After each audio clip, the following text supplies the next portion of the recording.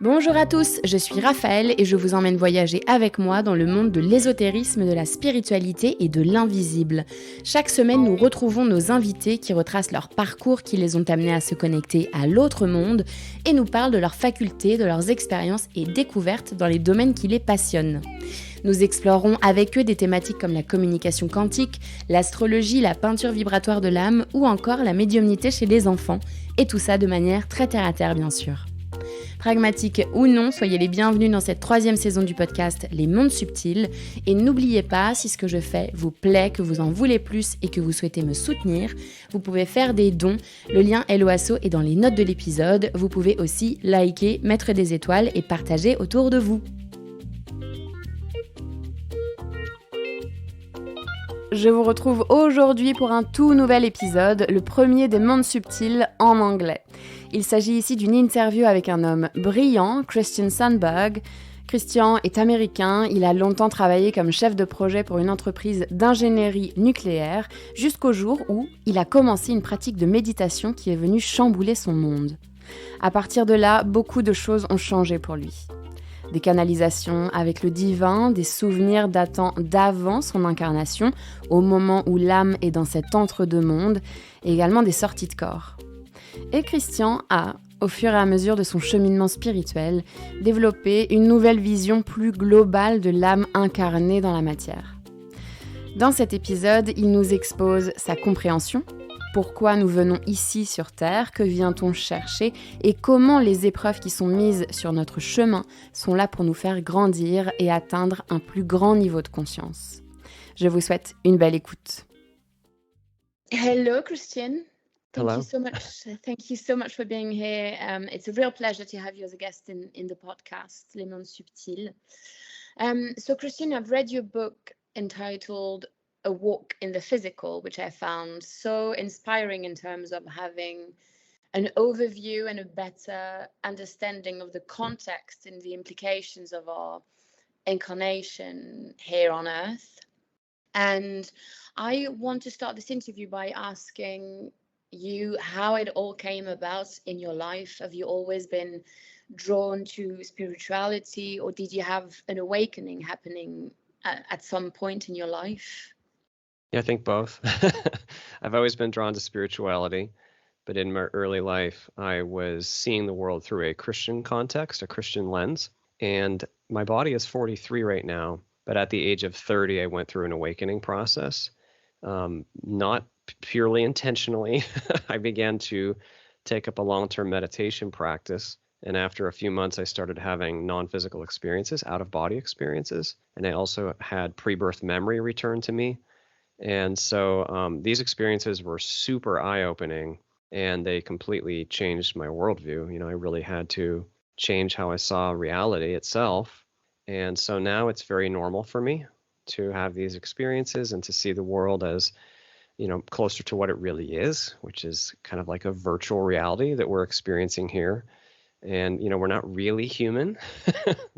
We're actually spirit, having the human experience, spirit meaning consciousness itself.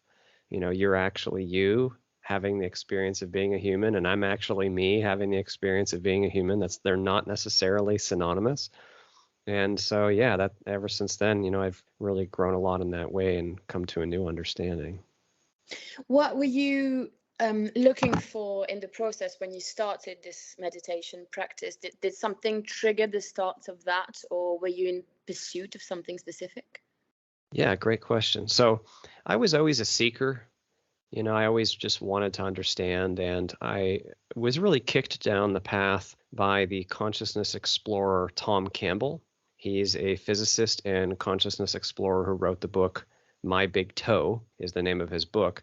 I watched one of his interviews and it was very interesting to me, and so I bought his book, and in the book he really recommended meditation as a form of investigation, you know, as a form of personal investigation. And so I started down the path of meditation at first just because it felt so good. It was very relieving and relaxing and life-giving, and it was beneficial. But soon enough, you know, I really had that door open to the higher part of ourselves, the larger consciousness system, as Tom Campbell calls it. And once that happened, it was like, my goodness, I just have to keep exploring here because there's a lot more going on than the human context. So I was always a seeker, but yeah, that's how it started for me, was hearing his message.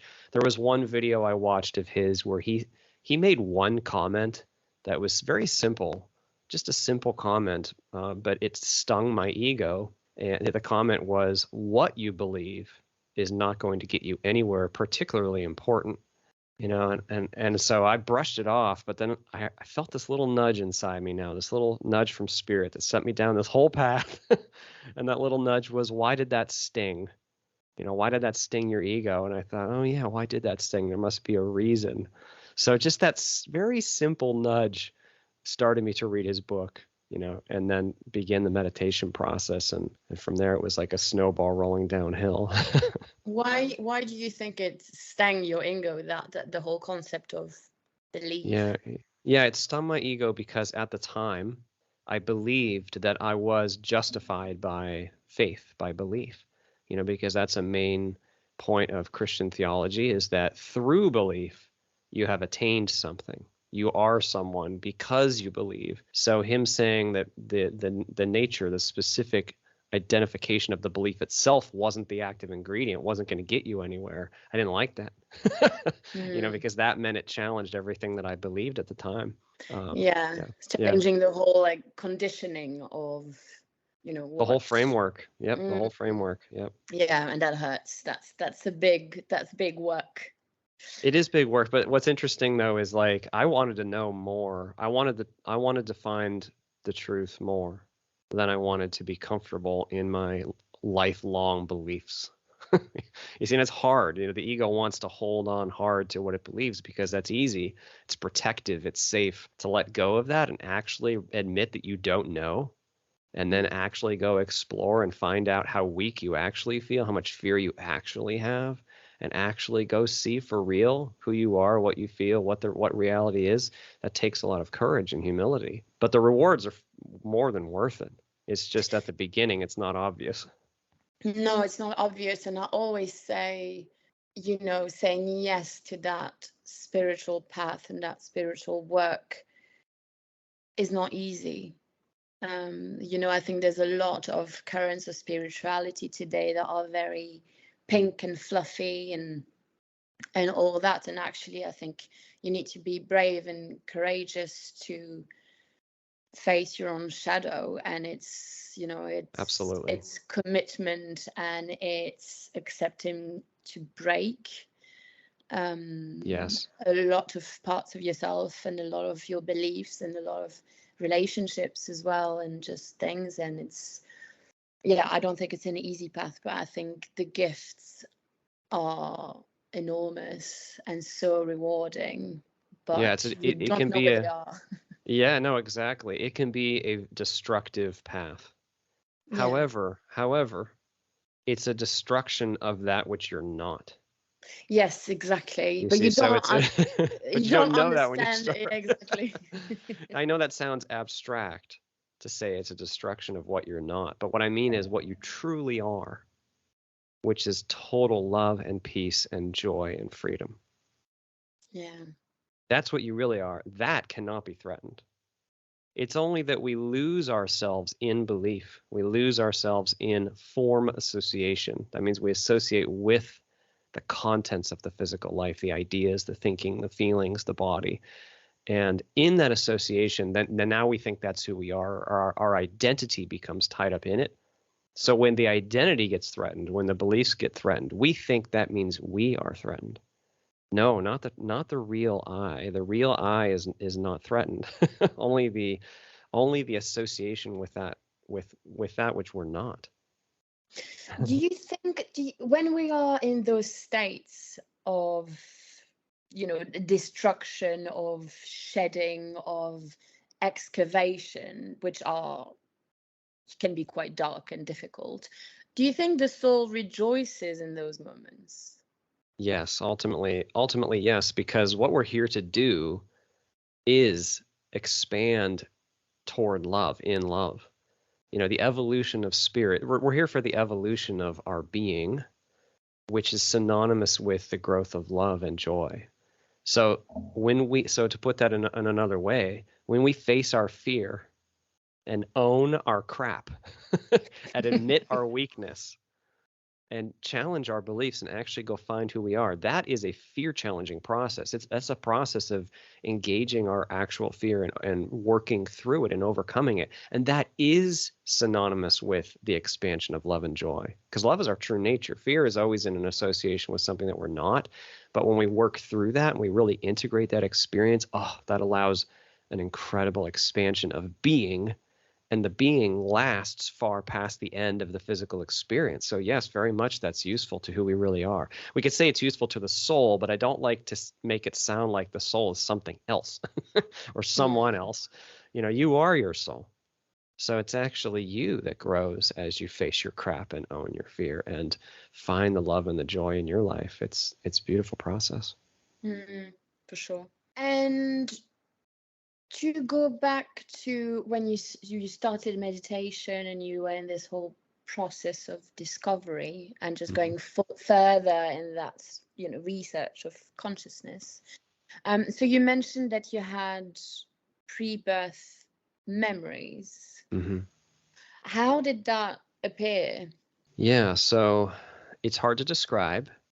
So first, like I described, I started having out-of-body experiences, non-physical experiences. So it started with and that. so it really started with that. Yeah, it really started with that. And then as I got more and more in touch with who I really am, which is my consciousness, the consciousness, then all of a sudden my pre-birth arrangement was just very plain, very obvious. It was like somebody had just blown leaves off of the ground and the memory was just there. And it wasn't like earthly memory. It was very, very alive and ancient and current too. Hard to describe, like it's happening right now, but also millions of years ago kind of a feeling, and very full and rich and very personal, extremely personal, more personal feeling than any earthly memory actually. And it was just there, like so normal, like the most normal thing in the world. Yeah, very natural. Very natural, yeah. So when you talk about pre-birth memories, we're not talking about the womb. I have a pre-birth memory. I found out quite late what it was, but it's always been with me, and it's a memory, but it's like me in the womb. So obviously there's no image. It's just sensation. It's just like a feeling, you're just in the dark. But when you talk about your pre-birth memories, are you talking about in the womb or on the other side? The other side. The other side, planning the incarnation. Yeah, planning the incarnation, and then after accepting the veil, being in the womb. But the majority of it, the much more meaningful and substantive portion, is pre-incarnation. Post-incarnation is very dense and limited. It's nothing by comparison. Yeah. It's not comfortable, this body. No. Not by comparison. We get used to it, but it's extremely dense and limiting. Yes. And so, what's your outlook on what happens pre-incarnation? Do you decide what the plan is? Do you decide on your own? Do you decide with guides or other counselors? Yes. Yeah, very much like that, actually. So in my case, I had an intention to meet and integrate a certain fear. And because I knew that fear would be, like, if I could really process and integrate that and process the karma, I guess is the good English word. Karma is the best word we have. The energetic history, I could say, that I had with that fear. I knew that would be very beneficial for me and for the whole to process that fear. And so I worked with my guides. There are very loving and wise beings who help us decide what would be optimal to do, what experience would be optimal to engage. And they brought me a previous life, which I rejected immediately after incarnating while I was still in the womb, because I was like, I'm not doing this. This is not happening. It was this is too much. I can't. This is too much. I wasn't even born yet. And I was like, this is too limiting. I've forgotten all that I am. I'm not doing this. And so I rejected that life, and that caused a miscarriage of that body. So that was you could say a failed attempt. I don't like the word failure, but it was an attempt that didn't go far because I didn't even make it to physical birth. But then I still had the intention. So then they brought me this life, and I reviewed this life in great detail before accepting it. And I asked some requests about it, quite a few requests about certain things I wanted to experience or aspects of the life I wanted to have included. And it was all kind of revolving around this one main theme, this one theme of this one certain kind of limitation that I would experience every day here, and that would give me the opportunity to reprocess this fear. So I did work with the guides for that and help, you could say, tweak, the life. But there's some things you can't tweak. I mean, there's a lot that comes with a given life that is native to the life, like certain biological constraints, the family, of course, the mother and father and their nature and how they might affect you and the society you grow up in. And it's a very complex and rich context in which you're being incarnated and choosing to incarnate into. There is some room within that to make some tweaks, but there are certain elements that are just firm. So I don't know if that speaks to your question, but I did review that. Yeah, no, I agree with the fact that some things are, as you say, firm in terms of context. Which country are you born in? Who are your parents? Education, things like that. But do you think it's the same with events throughout the life, or person you meet and things like that, kind of like, if you just draw a kind of timeline of, certain events? It's probabilistic. Okay. So what I mean is so in my pre-birth plan, I reviewed how this life would likely unfold, and I reviewed millions and millions and millions of possibilities all in a few seconds. And I could see it was like branches of a tree. There were certain avenues that were very likely, certain avenues that were less likely. And so what determines the avenue? What determines the branch? Choice making. My choice making and the choice making of everybody else in the game. It's free. There's free will. It's just you have to make choices within the context as is permitted by the context. So, I can't choose to go to the moon right now kind of thing. But I could choose to do many other things, and so can everybody else. And the system sees all that. It knows all that. It has all the data. It has all the information. The matrix, yeah, it has all the information, and it knows all the players in the game. So it's super good at predicting outcome. That doesn't mean that it's pre-scripted, but it is pre-seen what is likely and what is more likely and what is less likely. So if a life is built around a specific goal, it is very likely that goal will actualize. Very likely, because the whole simulation, the whole world, I say simulation, I mean the physical world. It's just like a virtual reality. So the whole simulation exists for the purposes of the expansion of love and joy, which means the integration of experience. So if there's something that's beneficial for you to experience, that you want to experience, that you choose to experience, even if it's hard, then the life will tend to give you that. The probabilities will tend to be nudged, to give you that opportunity. So if there's a certain kind of challenge we come to experience, we often experience it over and over and over until we really meet it and face it. Now? A little bit like that. It's we who get to decide, what we do with it, how we respond to it. But why? Okay, so why do we as souls? Because I bet we're super excited to come down. Oh yes, here. super excited. We're so excited. Yes. And then the incarnation happened. We're born, and then difficulties, challenges, pain. Yes. Life can be beautiful too, but life can be so difficult and so challenging. And what happens between those states? Why is it so extreme? Being excited to come down here, and then sometimes feeling like I actually can't do it. And and also my question is also linked to the fact that it's possible that some people don't succeed in their incarnation. Mm-hmm. So what's your answer to that? Well, there's two main questions there. The first is, why are we excited on the front end. And then when we get here, we can't handle it. Yeah. So our true nature is completely immortal, and we are so free and full of power and love and joy. And we know it on that side. We can see it, we can feel it. It's the truth. It really is the truth. And so we know that we can't really fail. We can't truly fail. We know that we are beyond, deeper than anything we might experience, even in this simulation. Okay, however, we are also pushing the boundaries because we're very creative. We're very powerful.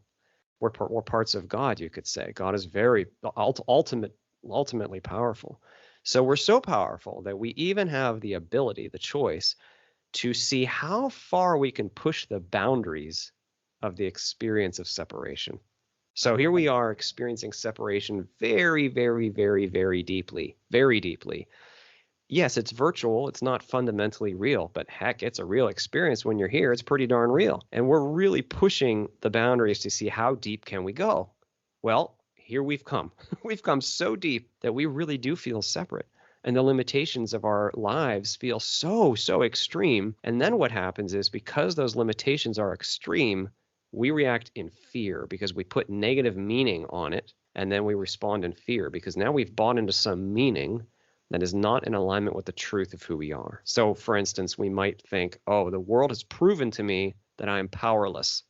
That's one of the big ones on earth. Lots of people feel powerless. Our true nature is not powerless. It's full of power. But when we buy into a perception of powerlessness, then we experience fear. Fear rises up because, no, that's not me. I don't like that. I don't like that. And then the ego comes to the rescue and says, don't worry, I'll believe this thing. That'll make me feel better. I'll do this thing. That'll make me feel better. Whatever it can to just try to grasp at straws to fill this big hole that seems to have been made. But that whole process is an opportunity. That whole process is additive. You could say duality itself is like a tool that the soul uses for expansion. So we transcend the limitation and we know it pre-incarnation. But then when we actually commit into it, we find out, oh my goodness, I have a lot of fear. Fear just means yet unevolvedness. It just means there's things I haven't really come to terms with and processed yet.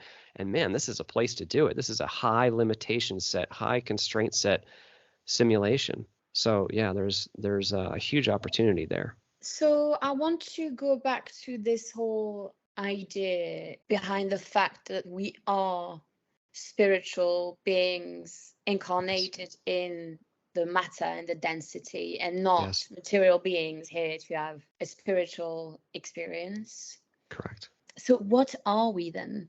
What's your Are we just pieces of consciousness? What is the goal of coming here for the soul? Does the soul or consciousness come here to evolve? Is that Yes, that's true. So when we ask, well, what are we really then? Usually we're coming from the perspective of being form conditioned. So what I mean is, we think that what's real is bodies, places, objects, up, down, left, right, light, darkness. Which one of these forms am I really? You see, but it's difficult to speak to that because what we really are transcends and gives rise to all form. The best word we can use for that, so I know that sounds abstract, so I'm trying to get more specific. Thank you. The best word we can use for that is consciousness, or spirit, or awareness, or aliveness, or beingness, or life itself with a capital L. Those words are all kind of interchangeable because the thing we're trying to describe can't be described. I think the word consciousness is probably the best if we're trying to understand what we really are. We are consciousness. We are that which knows, that which experiences. And so that consciousness that you are and that I am is a little piece of the whole, the one, that thing that exists, which we could call God or source. So you could say, I love the Rumi quote, you are not just a drop in the ocean. You are the mighty ocean in the drop. That's what we are. We are pieces of the whole, and yet you are the whole. You see, we're not actually separate from each other. We're just super, super creative. And we're so creative. We're actually seeing right now, can we feel separate from each other all the way? Let's see, can we do it? Can we lose ourselves in the dream? So why do that? What's the benefit? Well, it's difficult to describe in language because the soul is so vast. You could even say curiosity alone would be a big enough reason. But what I want to focus on is what inspired me to come to the physical was that I came across a being who had been physical. And I could feel from him this absolutely incredible quality of nature. I don't know how to describe this. His essence, like his, you could say his body of light. Okay, we could just to put a metaphor on it. His body of light was full of so much amazing love and joy that was incredible. And I asked him, like, how did you do that? How, like, do you feel as much joy as I feel you feel? And he shared with me, yes. And I felt from him all that this incredible depth of joy and this incredible power that he had. And I asked, how could you possibly be this? What did you do to be this? And he shared with me that he had experienced many things, but one thing among them was he had experienced a physical life where he had a long-term health condition, a pain that lasted with him for years. And how he chose to meet the pain allowed a refinement of his being. He grew because it was like the circumstance was a counter pressure. The circumstance was like maybe a weight on a weight bench that he used. Now, it's not native to him. He let go. His body passed. He died eventually, like we all do. It's fine. It's actually a really good thing, because then it's like dropping the weight, taking off the heavy coat. But everything that you did while under the weight bench or while in the heavy coat, you get to keep all that. You keep who you really are. But now you've done it with a heavy coat on, you see. So now you're stronger. Now you're brighter in a way that you couldn't otherwise be. So it's the opportunity that the physical offers that makes it so alluring, so valuable. Now, once we're here, we can get overwhelmed because the weight can be really heavy, And we especially don't even know when we why have we're fear. here. And we don't even know, but that's one of the main names of the game is we don't know why we're here. We forget. That's like a main part of the game is we forget. And then we see how we do. Rule So then we number get one, overwhelmed. guys. No, exactly. Rule number one is you're not going to remember. Now, the thing is, you're still you. So I know that sounds like, well, if I don't remember, I'm not me. No, you're still you. You're still the big you. You just think you're the small you. You just think you're the little human. You're not. No, you're not. When I was a kid, I was quite, I didn't grow up in a religious family or anything, but I was I loved praying, and I was just really in my world. And I hated going to school because I thought kids were mean, and it was, like danger zone. And I would sometimes just, like, I knew this wasn't me, this personality Yeah. thing. And I would sometimes just close my eyes, And like try, yeah. really hard, and just go, this is not who I am. This is not who I am. And I would reach a space of void. But I was like 6 or 7 Okay. when I was Yeah, doing yeah, that. yeah.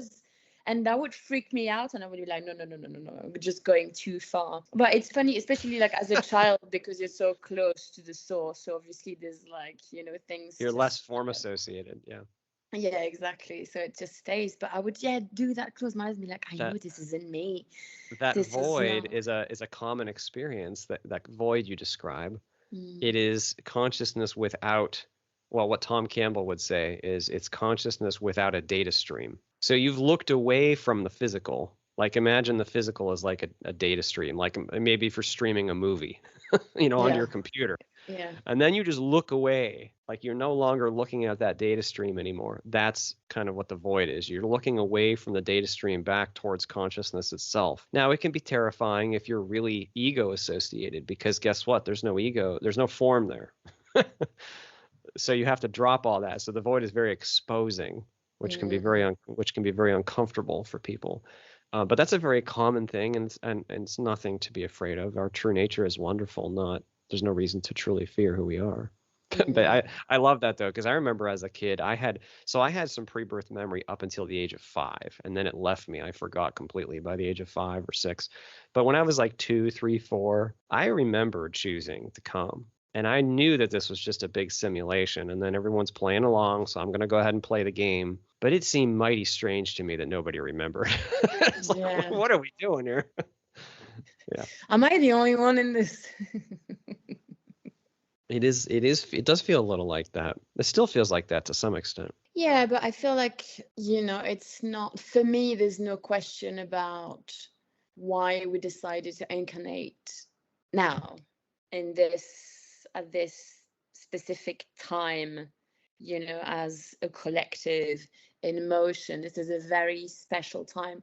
And this is what I wanted to talk to you about as well, is there's just waves and waves of awakenings at the moment. Yes.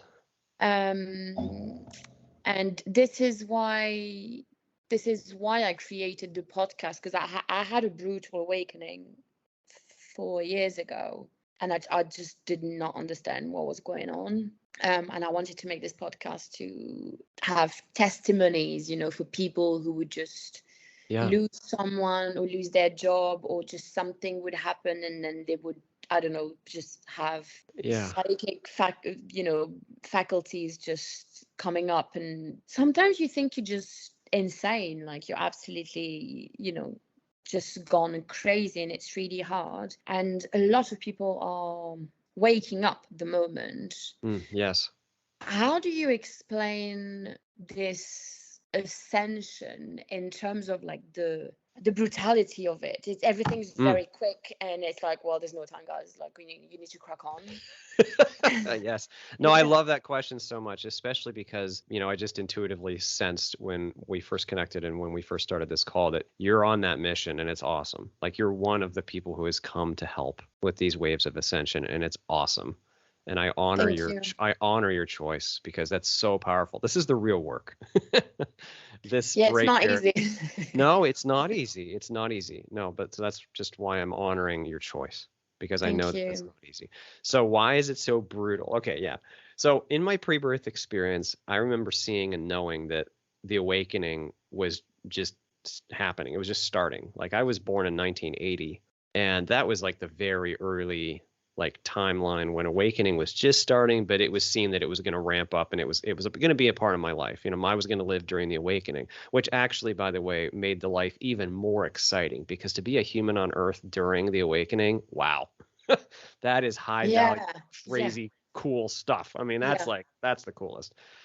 So, but why is this so hard? Because we have thousands and thousands of years of fear, collective fear patterns that are in our consciousness that we need to work through. Because as we evolve, as we wake up, the temperature of the water is rising. That means our vibration is increasing towards love more and more. We think it's slow, but it's actually very fast. And simply because of the density we're dealing with here. We're dealing with huge amounts of fear-based thought patterns and beliefs. Thousands of years of us versus them thinking. We live in a predatory world, where we eat the bodies of other creatures to survive. And here we're trying to grow, you see? So there's such density to that fear that as we process it, it has to come up to the surface to be felt. It has to come up to the surface to be seen. The old patterns of bloodshed and war, they're not the future, that they're not what we are. But yet that has to come up to be seen and to be processed and to be integrated. Just like when we process our own fear, which is where all the work happens, by the way. We don't need to worry so much about the whole world. We just process our own crap. We're really doing our part. And that means going down and actually experiencing the darkness that's in there, the shadow, the pain, and not rejecting it, allowing it, honoring ourselves enough to actually let that come up and face it and realize, oh my gosh, I have so much fear. Oh my gosh, I'm a mess. That's okay.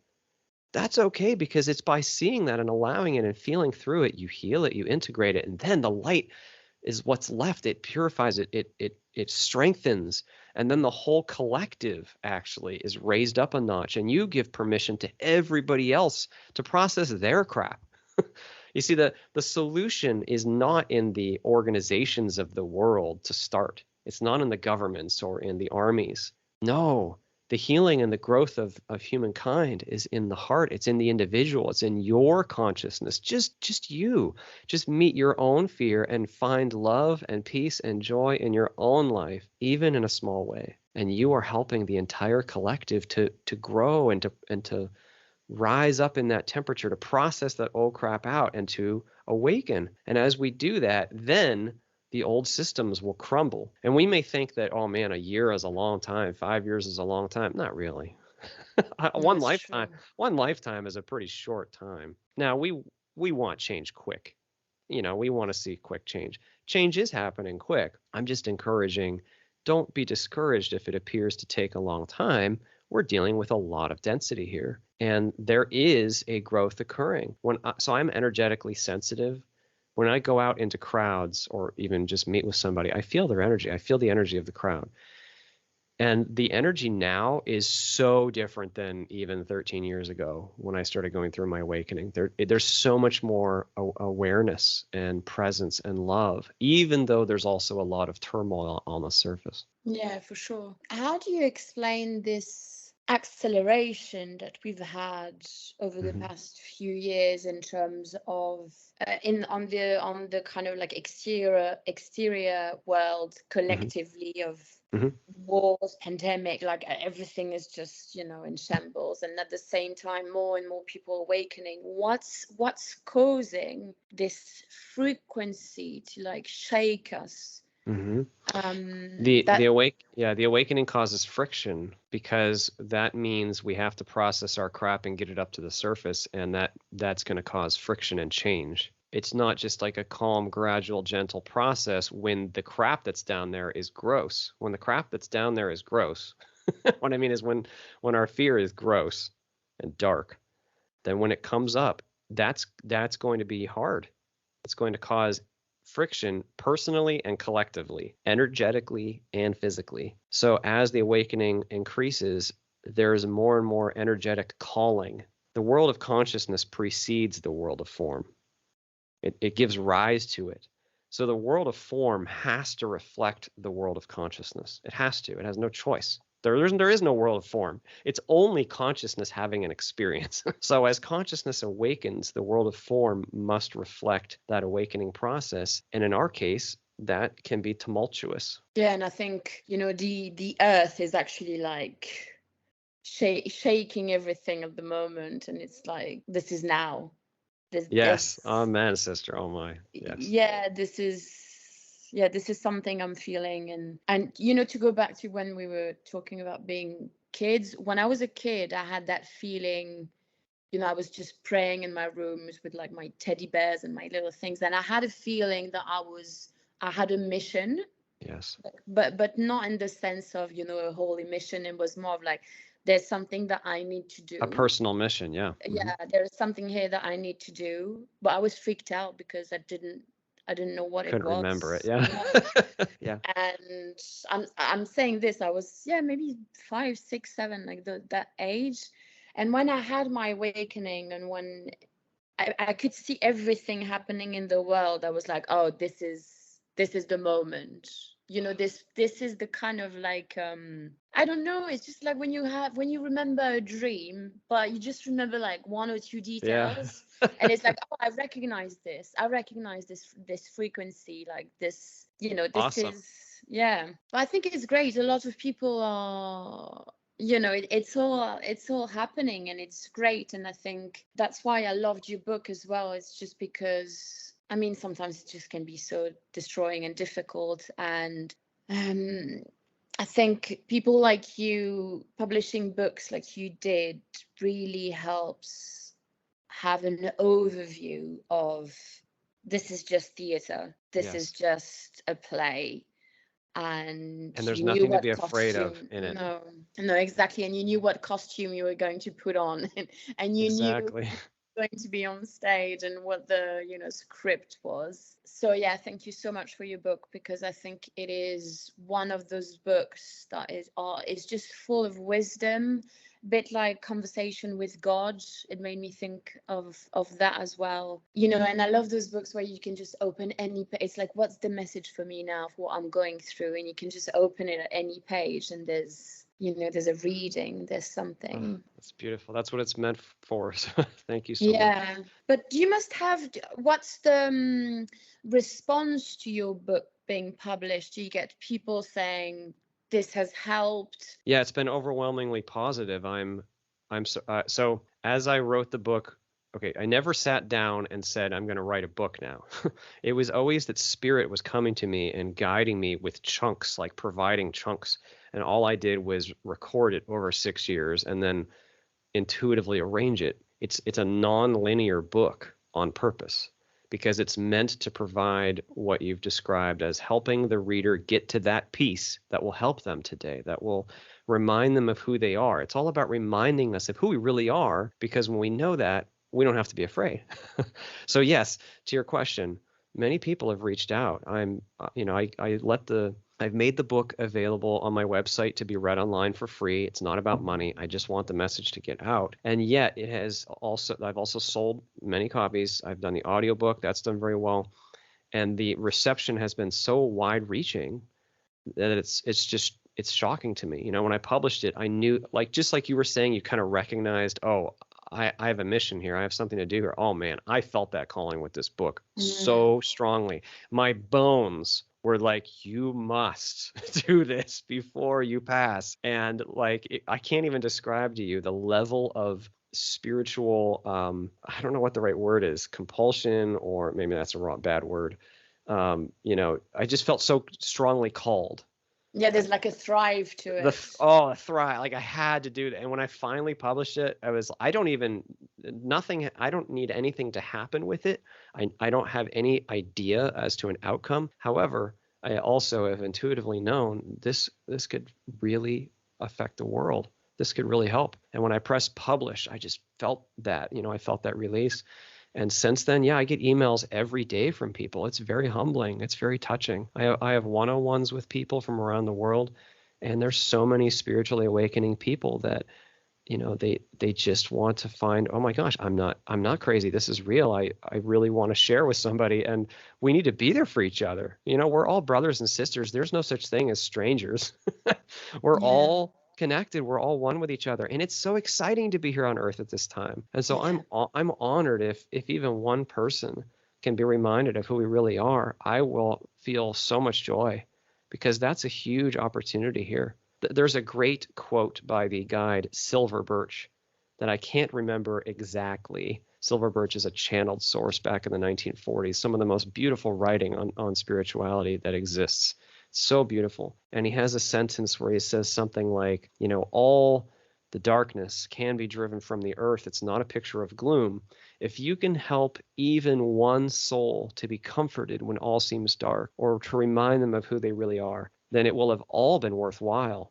And you can help far more than one. Oh, I'm so moved by that and motivated by that, because we really can help each other. Just like in the store, it doesn't need to be a big grand thing. Just smile to the person next to you. Just ask them, how is their day today?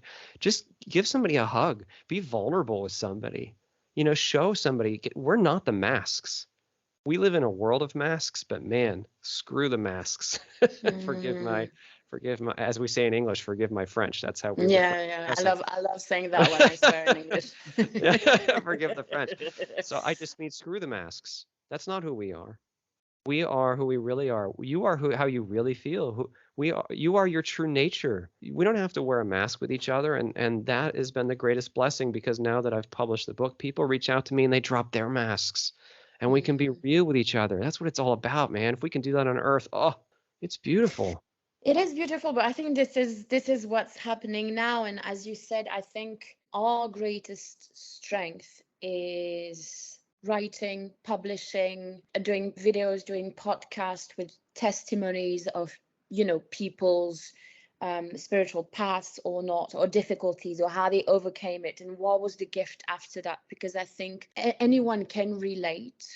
And the thing is, in my podcast, I interviewed a lot of people who are in their 60s or 70s or 80s even. And when they described to me their spiritual awakening when they were around 20, 30, just sounds really tough, because, and bear in mind, most of the people that I interview are scientists, doctors, pharmacists, and basically there's one woman who said to me, she had kids, and she was married, and she has this big spiritual awakening, got divorced, went Yeah. to Brazil, or I don't know where, and everyone thought she was crazy. Like the father of her kids thought she was crazy, her colleagues. And I think, thank you to those people who actually, how do you say, carved the way for us, because now we're so free, to publish the book that you did, or for me to do this podcast and just to talk about it freely. We're much more free than we used to be. There are many people, however, who do not yet still feel free. There's a lot of people who are deeply associated with certain creed, certain religious association, or societal restrictions or cultural restrictions, and they don't feel free. And one of the most important things we can do is to remind each other, it's okay. You're allowed to question. You're allowed to grow. You're allowed to go see what's real. You're allowed to find yourself. And you're allowed to be yourself. Do you know that? It sounds simple, but our whole society is built on, well, not our whole society, but huge portions of our society are built on the fake, built on the beliefs, built on the old way of thinking. We are creating a new world, and anytime we can be there for each other, it's like another ping in the collective consciousness, and that helps accelerate things. It's beautiful. It's such wonderful work. Yeah, I think it's great. More people awakening, and then that means more and more and more. And there's this big movement happening. We're really lucky. And there's one concept I wanted to talk to you about before we end this interview, is something I'm personally really working on right now in my personal life, is love. Mm-hmm. Love when something doesn't go your way. Love when someone hurts you. Love when you're actually angry and want to kill someone. And there's one, it's just lyrics of a song. I don't know if you know this English rapper called Little Sims. Only vaguely. Okay, so I'll just read you. There's this song called Broken that she's written, and she says, we all go through our hardships, but no life books show knees to the carpet, and pray you're being guided by a force so you can't sink. Look how far you've come and see you've only just started. You exist, you're alive, you are deserving of life, you are a beacon of light, you are determined to fly, you have a journal on the side, you have the power to write, you have the opportunity every day to decide. Choose love. It might just blossom into a new love, but whatever happens, just know that you've won. Amen. And I think those lyrics are beautiful because they just sum up, choose love, you've won. Yes. And that's something that really comes across strongly in your book. And yet I feel like it's so difficult sometimes. Yes. Do you have a piece of advice? Yeah. Okay, this is a complex topic because it's the very thing that we're here to do. So it's very multifaceted. It's very unique for each person and how they deal with their internal and external world. It's a very rich topic, but I'll just make a couple comments. So when we say choose love, that doesn't mean force some kind of fake love on top of your actual anger. At the root of everything, at the bottom of everything is love. Is what I mean is the nature of beingness itself is love and joy and freedom. Okay, so when we're not experiencing that, the first step is to acknowledge we're not experiencing that fully, because we're not making anything up. This is not about making anything up. In fact, this is about getting rid of the things that we're making up and actually going and finding, how do I feel? What do I feel? Angry? Why do I feel angry? Do I feel powerless? Why do I feel powerless? Be willing to actually feel what you feel, and then let it show you where the fear is. Because anytime we're experiencing anger or powerlessness or some kind of friction like that, underneath all the layers, underneath all the stories, it might be 300 layers down, but underneath everything somewhere is fear. If we can allow ourselves to see that fear and actually go into it, that's going into the dark closet and finding out there are no monsters in there. When we go into the fear and actually experience it, actually allow it, actually bring the light of our awareness into it, not as a rejection, not so that we can get rid of it. Nope. Go see how you actually feel. When you actually are brave enough to process that, feel it in your body is like a tuning fork or something. It will tell you how you're feeling. We feel our anxiety in our body. We feel our anger in our body. We feel pain in our body. That our bodily experience is part of the magic of this physical experience. Allow yourself to feel the body, feel the negative, feel that fear. And when you allow yourself to actually meet it and feel it all the way, yes, you might cry. Yes, you might have other strong feelings rise up. Yes, that's fine. Allow yourself to actually go and experience it all the way, because that's taking the block out of the dam. That allows life to flow freely through you. And when we truly do that, all of a sudden, the fear that gave rise to the ego and to the anger and to the powerlessness will vanish. Not because we tried to get rid of it, but because we were brave enough to actually go and see and feel. We were humble enough to actually acknowledge where we have fear. You see, underneath all of that is always at the very bottom, love and peace and joy. Now, it's okay if we don't feel love and peace and joy. That's an important first step. We say, oh my gosh, I'm really pissed. Or, oh my gosh, I feel terrible right now. Why do I feel so terrible? Or that person made me feel bad. Or this job makes me feel this certain way. And I feel powerless, like I don't have a choice to leave my job. Okay, why do I feel that way? And you really explore underneath there. Be willing to actually explore. You will find your own rejection, your own labels, your own meaning is always a part of the mix. You are the author of the meaning. You are the author of the experience. You get to decide how you meet all that. So I know that's a broad comment, but that's really important, because as we do that, we don't even know we're untangling the spider web. We don't think of it that way, but by untangling it and by untangling the ego, we get closer and closer to who we really are. It's like when we meet someone in the non-physical and we communicate with them, we share with them, we telepathically talk with them. Our communication is not like here on Earth, where here on Earth we're like, okay, I went to this place at this time, and this person did this thing, and this object got moved over here, and that object got moved over there, and now I'm angry.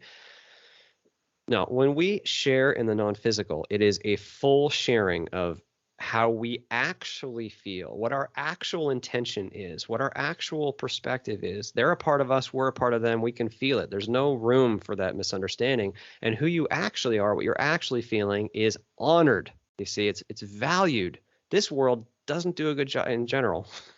In general, this world does not do a good job of honoring how we actually feel and what our limitations actually are. So I know that was kind of a long comment there, but I just want to highlight that because it's okay to feel the way that you feel if there's friction.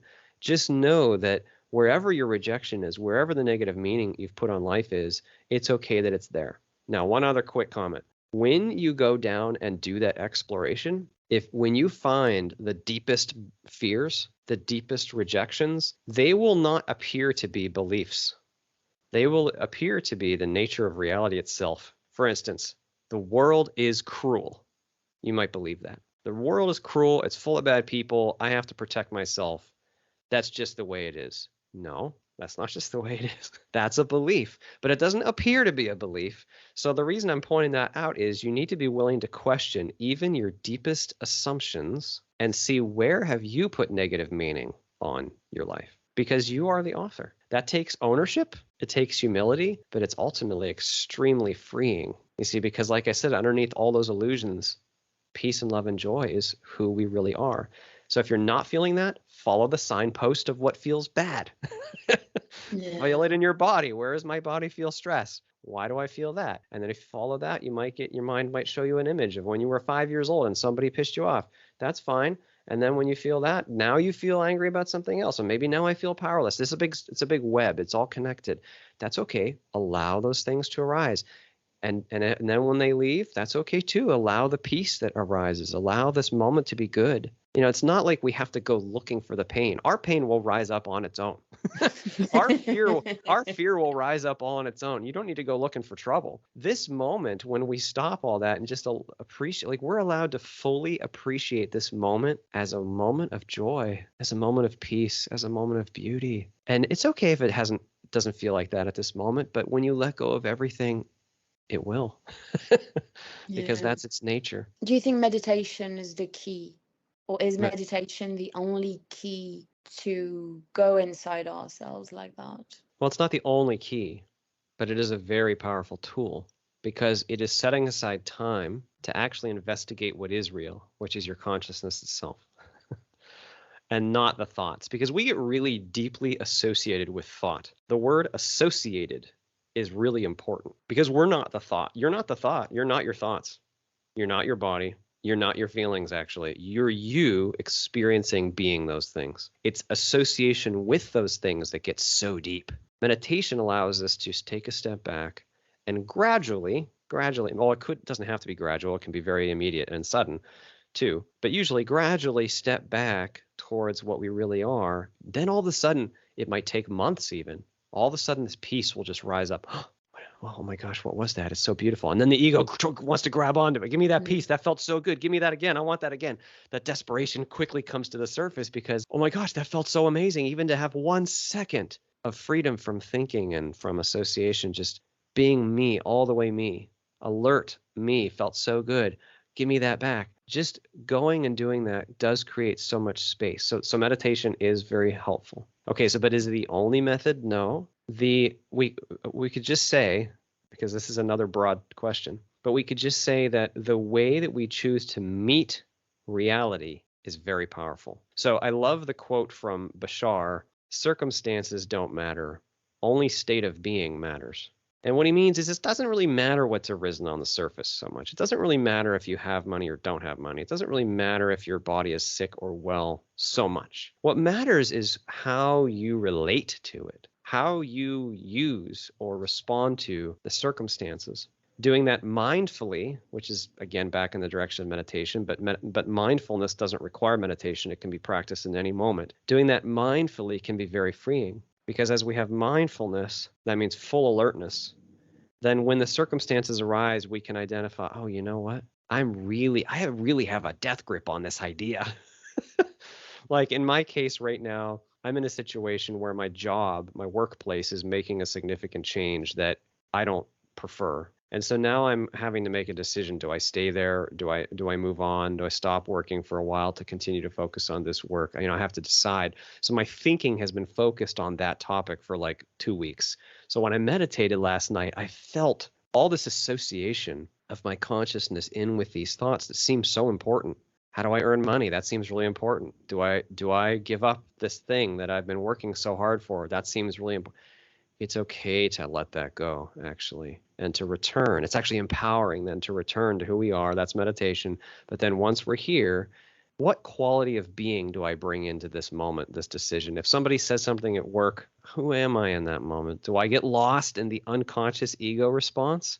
Or can I arrive with a state of being that is more intentional, more alert? That simple process is very powerful. It is a simple process, but I think what's hard is applying it every day and seeing the little things and how did we react. You have that kind of posture all the time. I think that's what's yeah, that's a good question. tricky. Just a quick comment about that. That posture may start as a forced habit.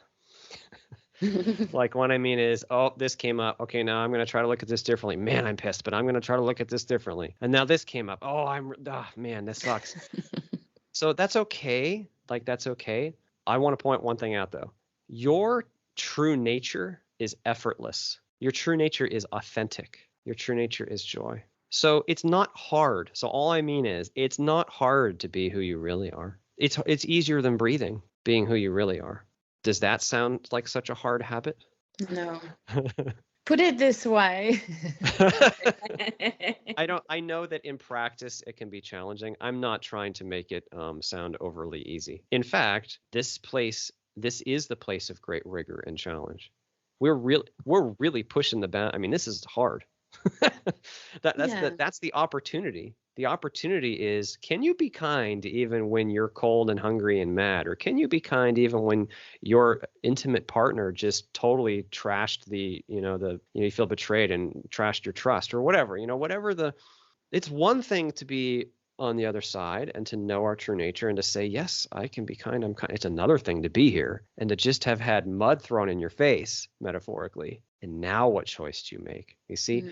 But if we can see the mud as an opportunity and go, oh my gosh, this mud this is gross. This sucks. It's in my eyes. This mud is in my eyes. And you know what I mean? You scoop out your eyes and you're like, what is going on? If you can even just have that like element of humor and then decide how to respond, that goes a long way. It takes alertness, and it evolves who you are without even knowing. See, it's all about quality of intention. It's not really so much about how the physical objects end up being arranged. It's just, what intention do you bring into this moment? Are you bringing an intention that's rooted in fear and ego, or love and ease and authenticity?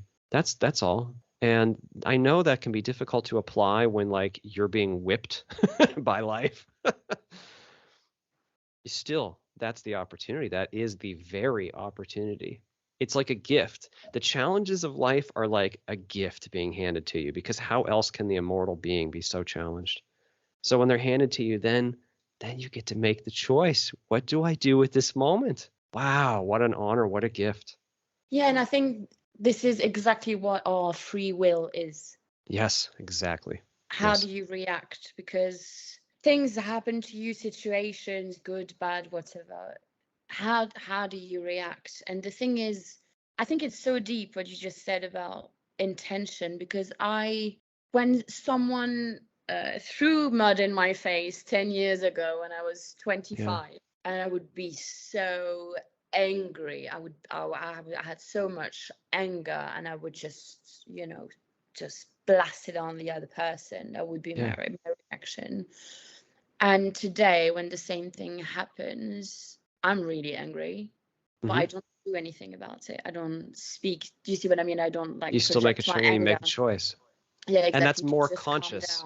And that's more conscious. And that's more conscious. Be like, okay, I'm super angry. He better not call me right now, because this is going to be a massacre.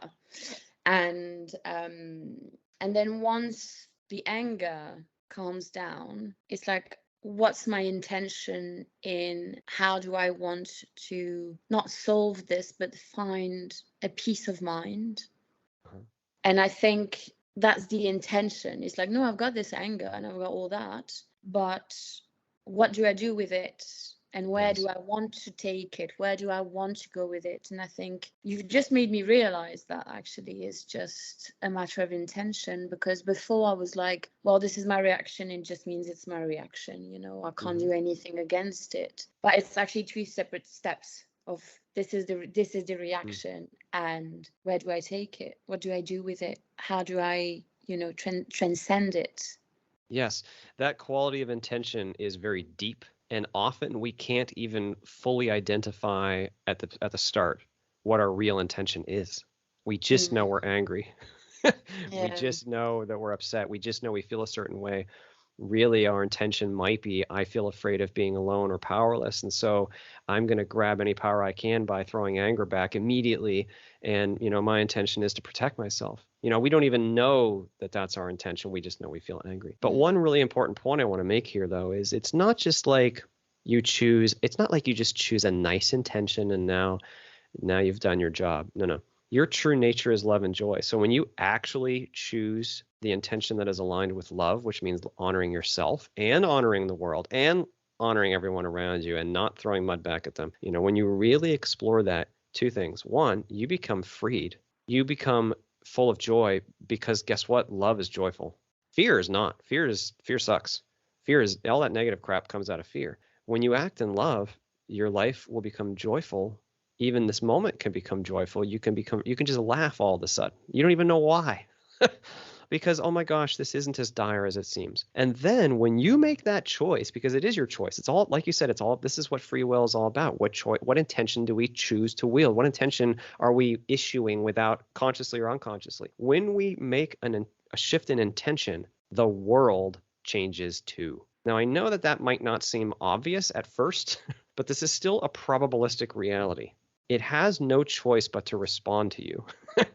So as you change your intention, other things will happen in your life that wouldn't have otherwise happened. Certain events may or may not happen, like, some event might arise that might have otherwise not arisen, or vice versa. Or you might meet someone new that otherwise wouldn't have been energetically attracted into your space. That intention it precedes how the probabilities unfold in the physical. So I guess I'm introducing a little idea, a bit of magic here.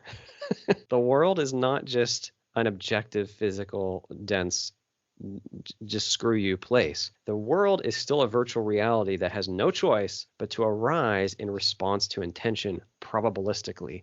And so, to put all that very simply, magic happens. When you change, when your quality of intention shifts from fear to love, magic happens. The universe succeeds when you do that, and there's two elements to this. One is that it just mechanically happens, like a mechanism. The universe has no choice but to just respond. But also, the universe tends to feed back to you the positive when you're on the right path. Whereas when you're on the wrong path, when you're on a path of selfishness, or you're just constantly avoiding some fear, you tend to have a negative experience.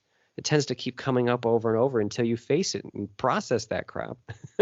Yeah, it's like you have not done your homework. And it is like that, but it's more like, okay, another opportunity. And we think, oh, I should have mastered this 10 opportunities ago. You know what? It's okay. The patience of spirit is infinite, like the unconditional love of spirit. Unconditional love. Unconditional. Absolutely unconditional. No conditions means 1 million failures later. No, it's not really failures. 1 million reminders later, you will still be loved and you'll still be given the chance. And then if you choose love, oh, beautiful. 1 million times later. Doesn't matter how long. You're fine. It's okay. Like, you can't actually fail. It's very freeing when we realize how much that love is, how deep it is, how much absolute understanding there is for us. It's a little bit like if someone goes to Mount Everest and climbs the mountain, and maybe they only make it halfway up, and then they get really cold and they can't breathe and they get sick and they break their leg or something, and then they come back. Do you say to them, "Oh, you screwed up"? No. Yeah, no. Great example. No, you honor them because, oh my gosh, you went up into the cold. You went to where there was no air. Wow, that was kind of crazy. I can't believe you did that, but you did it. Was it an adventure? How did it feel? That's what being human is like, man. We're up on Mount Everest. It's cold. And then people are up here and they're like, it's cold. Yes, it's cold. It's cold. It's fine. Now the question is, what do you do now that it's cold? Do you take another step? Do you sit on the mountain and admire the sun for a bit? That's all that matters. It doesn't matter that it's cold or airless. The cold and the airlessness, that is not native. It's virtual. It's an offering to us. So the question is just, how do we use it? I think that's a great way to end this interview, with this question. How do we use it? What do we do with all that? Thank you so much, Christian. You're welcome. Thank you so much for having me on. Like I said earlier in the interview, the sense that I have about your mission is powerful. You really are doing it. Thank you for being here and walking the walk. If there's any way I can help, I would love to help. Well, you're doing it. You're connecting the dots. It's awesome. Keep doing it. It was a real pleasure to speak with you and to have this opportunity to interview you. Thank you. Thank you. Et voilà, c'est la fin de cet épisode. J'espère que cette interview avec Christian vous aura éclairé et vous apportera des réponses. Si ça a résonné avec vous, je vous conseille fortement ses livres, Mon expérience d'incarnation imminente, tomes 1 et 2, publiés chez Mama Éditions. Vous pouvez également vous rendre sur son site, awalkinthe.physical.com, où vous pourrez vous renseigner sur ses conférences à venir. Je vous mets le lien dans les notes de l'épisode, comme toujours. Le podcast Les Mondes Subtils est disponible sur vos plateformes d'écoute préférées, Apple Podcast, Amazon Music, Spotify et YouTube. N'hésitez pas à le partager autour de vous et à mettre des étoiles.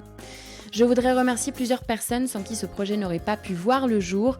Merci déjà à tous les invités pour leur temps, leur confiance et leur bonne humeur. J'ai vraiment adoré mes moments avec chacun de vous.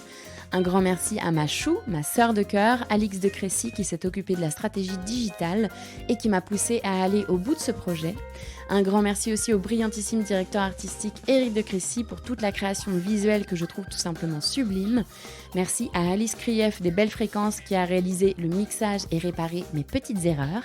Merci à ma sirène Marie Sala pour son écoute et son soutien. Et enfin, un grand merci à Baboun et Mamouchka de toujours me suivre dans mes aventures folles. Allez, salut, à la semaine prochaine!